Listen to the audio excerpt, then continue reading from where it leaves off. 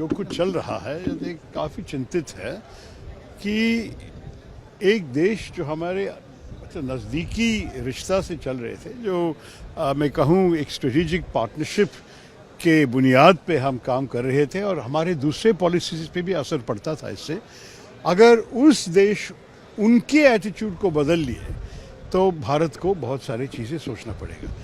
अगर ये सिर्फ नेगोशिएटिंग टैक्टिक है, हम सारे सुने हैं कि ट्रंप साहब जिस किस्म के डील बनाना पसंद करते हैं कि उनके स्टाइल काफ़ी अलग है, जो हम शायद अंतर्राष्ट्रीय न्यायतंत्र में कभी देखा नहीं होगा कि इस किस्म का स्टाइल, और शायद सिर्फ वो है, और शायद ये आने वाले 2-3 हफ्ते में जहां हमारे नेगोशिएशंस चल रहे हैं कि शायद कुछ दूसरे अंडरस्टैंडिंग, दूसरा समझौता पे पहुंच जा सकेंगे, मालूम नहीं है। लेकिन भारत को भी अपने हित है, we have our own self interest, इसके बुनियाद में ही हमारे नेगोशिएटर्स काम करेंगे। तो मेरे ख्याल में ये नेगोशिएशन कैसे चलेगा, हमें 2-3 हफ्ता इंतज़ार करना पड़ेगा।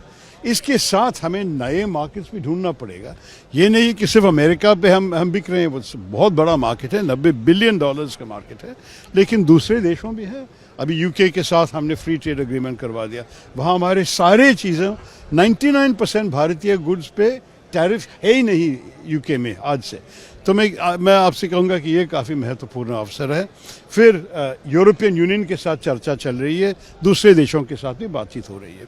तो अब मेरे ख्याल में अफ्रीका, एशिया, कई नए मार्केट्स हमें ढूंढना पड़ेगा। आखिरी चीज़ ये है कि हम ये भी देखना चाहिए कि अगर अमेरिका के साथ हमारे दूसरे किस्म के रिश्ते जो रूटीनली चल रहे थे, जैसे कि टेक्नोलॉजी पे कोऑपरेशन, एआई के रिसर्च में हम लोग एक साथ थे, आपको ये भी पता है कि हमारे देशों के आपस में सिक्योरिटी विषय पे, इंटेलिजेंस, डिफेंस में भी बहुत अच्छे रिश्ता बन रहे थे।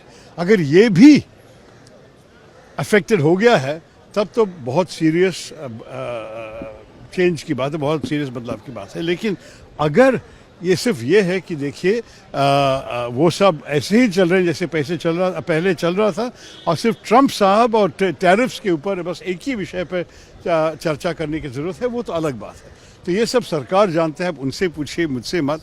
लेकिन मैं जो बाहर से देख रहा हूँ ये काफ़ी चिंतित विषय है।